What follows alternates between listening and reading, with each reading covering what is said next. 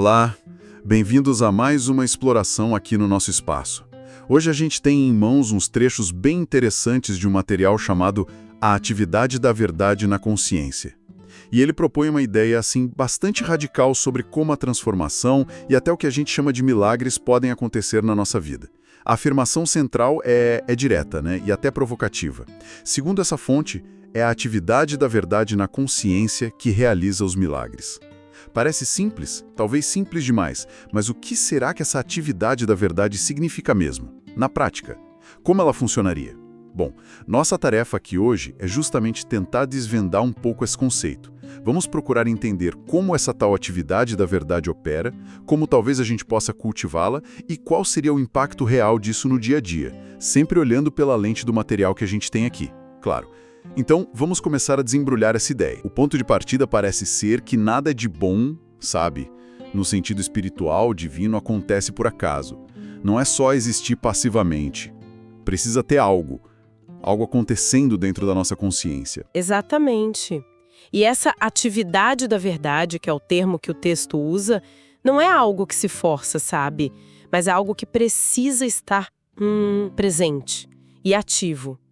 É interessante notar que, segundo essa fonte, ela pode surgir até em momentos bem inesperados, como de profundo desespero. Desespero. Como assim? Pois é, o texto menciona situações onde um clamor muito sincero a Deus, e veja bem, não necessariamente pedindo um alívio imediato, mas buscando um conhecimento mais profundo, uma conexão com Deus, pode, quase que paradoxalmente, sabe, abrir a consciência e aí permitir que essa atividade se manifeste. O resultado pode parecer um milagre.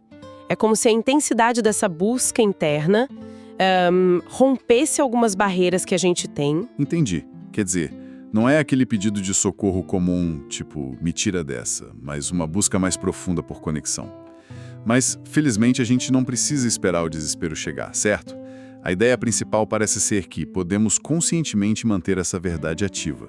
Sim, com certeza. O texto até sugere que, por exemplo, agora mesmo, neste momento em que a gente está focado discutindo esses princípios, nós estaríamos, de certa forma, engajados nessa atividade da verdade. Estaríamos limitando o espaço mental para o que ele chama de erros do mundo e mantendo a verdade em destaque. E aí entra o ponto crucial, né? As consequências disso. Manter a verdade ativa na consciência é o que, argumenta a fonte, teria o poder de quase que automaticamente dissolver o que são chamadas de ilusões dos sentidos. Ilusões dos sentidos. Isso. E é por isso que curas ou soluções inesperadas, os tais milagres, poderiam surgir naturalmente nesses momentos. Veja, não se trata de forçar um resultado específico, sabe? Mas de cultivar um estado interno onde essas manifestações se tornam possíveis. Quase como um efeito colateral dessa atividade interna. A ideia é criar as condições para que a harmonia, que já estaria lá, se revele. Faz sentido. E falando em cultivar um estado interno, o autor descreve uma experiência pessoal que me chamou muito a atenção. Ele fala de estar constantemente alerta, buscando um novo desdobramento da verdade, até mesmo enquanto dormia. Não era ficar repassando o que já sabia, entende? Mas manter uma receptividade genuína ao que podia surgir de dentro. Uma espécie de prontidão espiritual. Sim, essa prontidão é chave. E ela leva a uma história bem marcante que é relatada no material. Depois de passar dias imerso nessa busca interior, durante umas aulas que ele dava em São Francisco, o autor conta ter ouvido uma voz interior muito clara dizendo: "Ele realiza aquilo que me é dado fazer." Essa frase ficou se repetindo na mente dele. Nossa. E logo depois disso, ele recebe um telefonema, urgente. Era sobre um amigo, um tal de Fred, lá em Honolulu, que estava desenganado pelos médicos. Com aquela frase ainda ecoando forte na mente, ele simplesmente respondeu ao telefone que o trabalho já estava feito. Assim? Simplesmente disse isso. Simplesmente. E o resultado, segundo o relato, foi que 5 semanas depois, o Fred estava completamente curado. Essa história do Fred uau, impactante. E o ponto-chave que o texto parece destacar, que é fundamental para a gente entender a proposta toda, né? Isso não é apresentado como um evento sobrenatural, isolado, inexplicável, Não mesmo? mas sim como um resultado natural de uma consciência que naquele momento específico estava preenchida e alerta à verdade. É uma perspectiva bem diferente da ideia de milagre como uma intervenção externa, né? Totalmente diferente. E a conexão que o texto faz para todos nós é a seguinte: o bem, seja ele espiritual, infinito, a harmonia, a saúde, o que for, só se manifestaria na nossa experiência na proporção em que a gente permite que essa atividade da verdade aconteça dentro da gente. Não adiantaria só seguir a rotina, sabe? Cumprir as obrigações e esperar que as coisas mudem magicamente do lado de fora. Seria preciso abrir conscientemente um espaço interno para essa atividade. Ok? Mas como? Como abrir esse espaço? Se não é só ficar desejando ou se preocupando, aliás, o texto parece dizer que focar no problema é até ruim, né? Qual é o caminho que ele propõe? Boa pergunta. A fonte adverte explicitamente contra isso. Focar no problema ou ficar pedindo a Deus para consertar a situação. Isso, na visão que ele apresenta, seria segurar o problema na mente, sabe? Manter ele vivo na nossa consciência. A abordagem sugerida é radicalmente diferente. E qual seria? Manter a atividade da verdade ativa. Isso significa cultivar um estado de receptividade, como se a gente estivesse com os ouvidos abertos interiormente, esperando ouvir o que o texto chama de pequena e tranquila voz silenciosa. E aqui tem uma distinção muito, muito importante sobre a expectativa. Não se trata de ficar esperando por resultados materiais específicos, um cheque que vai chegar, a casa dos sonhos, a solução X ou Y para o problema. A expectativa que deve ser cultivada é por uma atividade espiritual interna. Atividade espiritual? Isso. A percepção dessa voz silenciosa, um insight que surge, um ensinamento que brota de dentro, uma sensação clara da presença e do amor divino. É essa atividade interna que, então, segundo o texto, poderia se manifestar externamente de formas concretas, às vezes até inesperadas. A expectativa é pelo processo interior, entende? Não diretamente pelo resultado exterior. Entendi. É uma mudança sutil, mas... nossa, crucial. E tem outro ponto que eu achei fascinante. A ideia de que a verdade já estaria dentro da gente, como parte essencial da nossa consciência. Sim. Então, ler um livro inspirador ou meditar não seria para trazer a verdade de fora para dentro, Exato. mas sim para abrir a nossa percepção consciente a essa verdade que já mora em nós. Seria mais um processo de desvelar, sabe?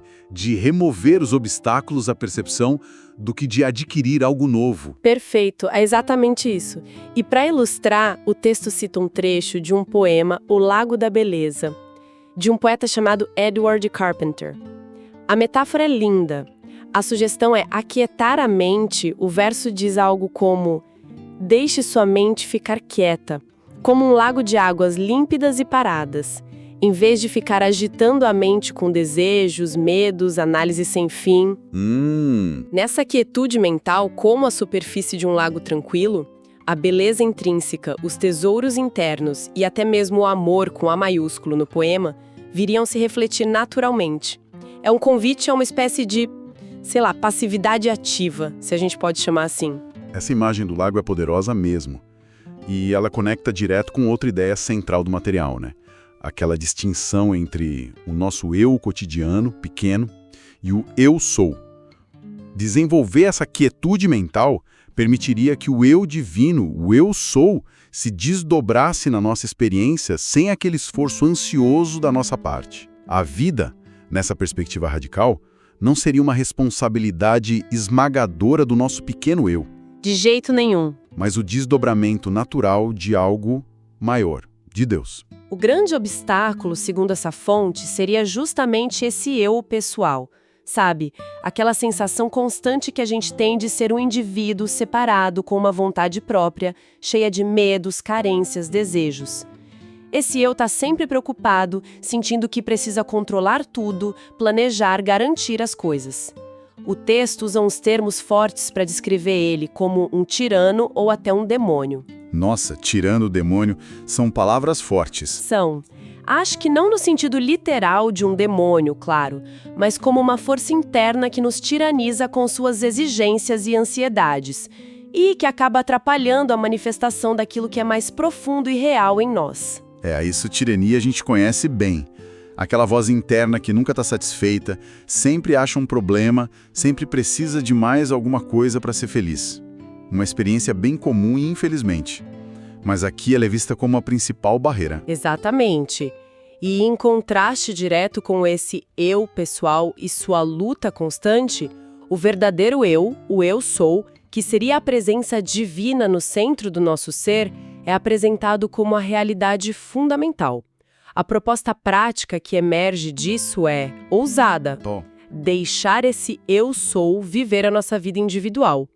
O texto usa até um exemplo de um Joe hipotético, sugerindo observar o desenrolar da vida do Joe, ou da nossa própria vida, sem a interferência constante dos planos, preocupações e medos desse pequeno eu. Observar a própria vida se desenrolar. Isso. O autor ilustra com a própria experiência dele de flexibilidade em relação aos planos das aulas que ele dava, buscando sempre seguir a orientação que ele sentia vir do Espírito naquele momento. É um eco claro daquela entrega, né? Não a minha vontade, mas que a tua seja feita. Essa ideia de deixar o eu sou viver a vida pode soar um pouco, abstrata demais, ou até passiva para quem está no meio da correria do dia a dia, das contas para pagar, dos prazos apertados. Como é que o texto ancora isso na prática, para não virar só uma filosofia bonita, mas distante? É um ponto importante, sim. O texto não sugere uma passividade alienada de jeito nenhum, mas sim uma vigilância e uma humildade muito ativas. A humildade aqui é entendida como essencial para diminuir o domínio desse eu pessoal. Humildade. Sim.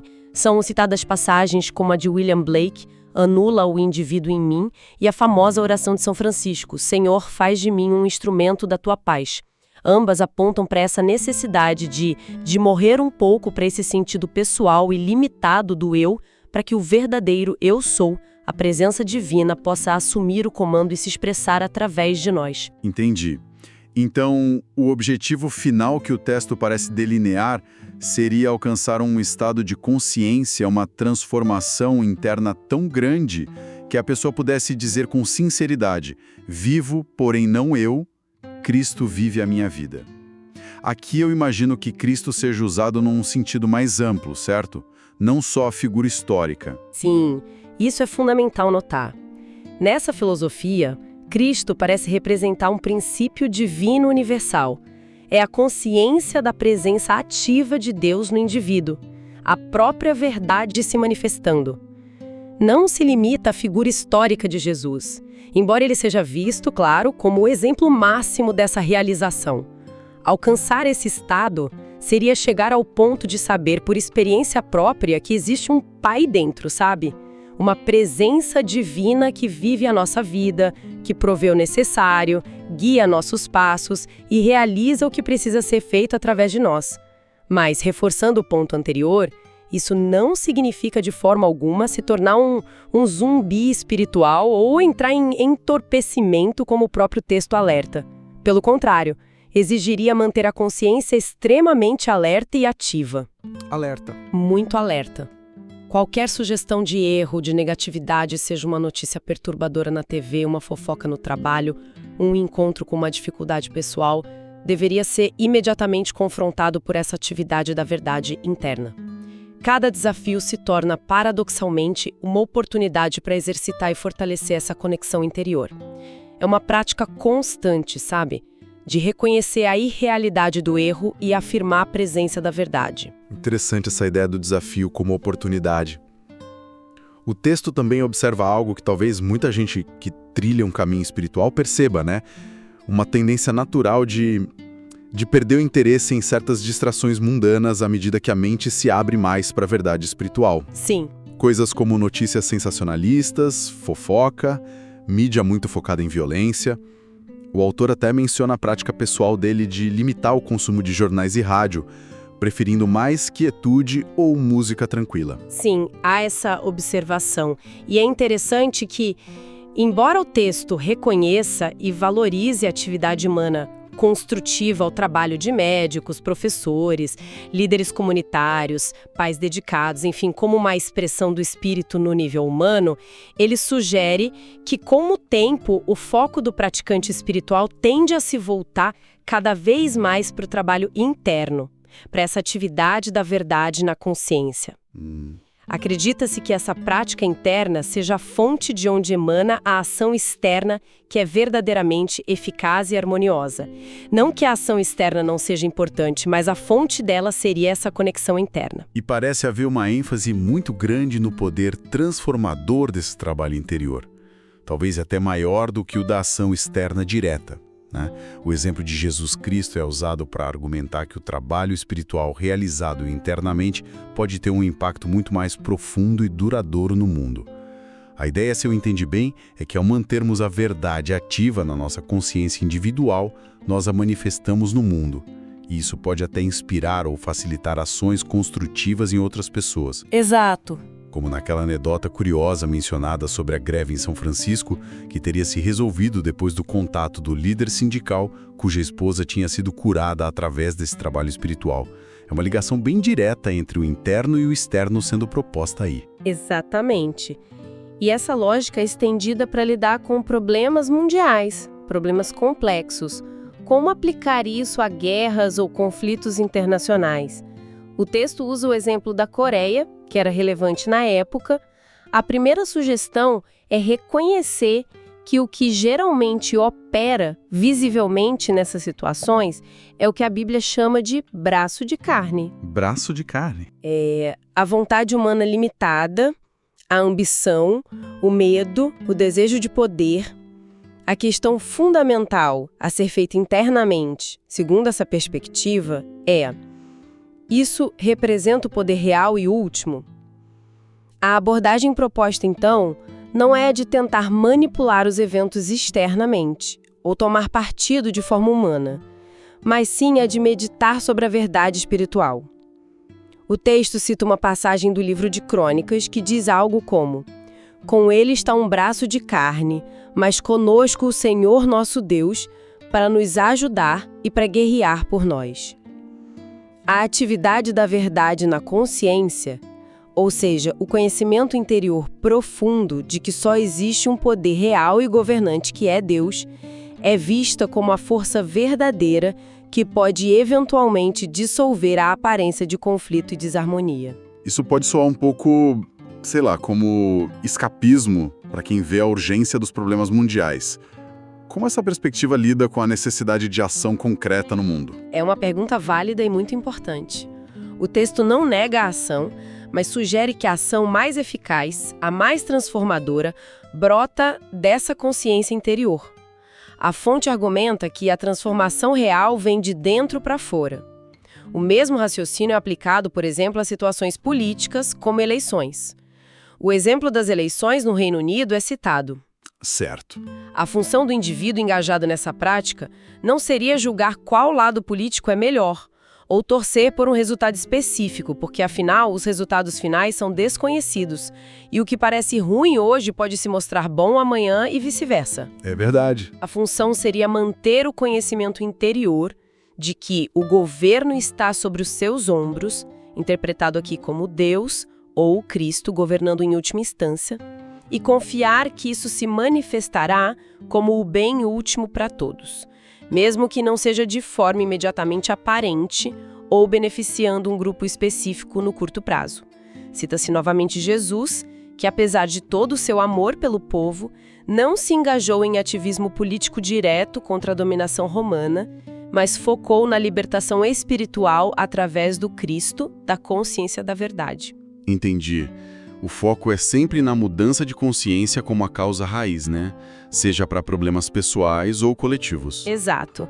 E tem uma história relatada no material que ilustra bem essa diferença entre buscar soluções humanas, que podem ser temporárias, e o que seria uma libertação vinda dessa atividade espiritual considerada permanente. Conta pra gente. Em Detroit, ligada ao início do movimento da ciência cristã, que foi presa por causa da sua prática. Na primeira vez, os alunos dela a tiraram da prisão usando meios legais, advogados, etc. Mas numa segunda vez que ela foi presa, ela teria recusado essa ajuda externa, teria dito algo como: "Deixe-me ficar aqui até que eu saia por mim mesma. Quando eu sair por uma atividade do Cristo, eles nunca mais me colocarão aqui novamente, nem a qualquer outro curador." Que coragem. E o que aconteceu? E segundo o relato no material, foi exatamente o que aconteceu. A libertação dela, que teria vindo dessa convicção profunda e da atividade interior da verdade, não só a libertou, mas também estabeleceu o respeito e a permanência daquela prática na cidade. O texto compara isso a tomar uma aspirina para dor de cabeça. A analogia da aspirina. Isso. A aspirina pode dar um alívio temporário, né? Mas a causa raiz da dor pode não ter sido tocada e ela pode voltar. Já a cura, que viria através da atividade espiritual do Cristo, segundo essa visão, seria a verdadeira cura, a cura permanente, porque lidaria com a raiz do problema na própria consciência. Faz muito sentido dentro dessa lógica. Me lembra a história bíblica de Jacó lutando com um anjo. Ele não queria só se livrar da situação imediata ali, da luta. Ele buscava uma bênção, um entendimento espiritual permanente. Exatamente essa a ideia. A meta proposta aqui, então, não é primariamente ter saúde física perfeita ou riqueza material, que são vistas mais como efeitos e potencialmente vulneráveis, mas sim alcançar a compreensão espiritual profunda de que o Cristo, essa presença e poder internos, atende a todas as minhas necessidades. A verdadeira liberdade, conclui a fonte, é alcançada quando se é liberto pelo Filho, ou seja, pela atividade do Cristo na consciência. Isso supostamente tornaria a pessoa imune àquele problema específico no futuro, porque a crença que o gerava teria sido dissolvida na verdade. Uau! Então, resumindo essa nossa exploração de hoje, que foi bem rica e densa, a mensagem central que parece emergir desses trechos é que o poder transformador real, seja para questões pessoais ou até mesmo coletivas, reside menos na luta externa contra as aparências e mais no cultivo diligente e constante dessa atividade da verdade internamente. Algo maior, o divino, a verdade, se desdobre e se manifeste através da nossa experiência. Precisamente. E isso nos deixa com uma reflexão interessante, né? Especialmente considerando a intensidade dessa proposta de transformação interior.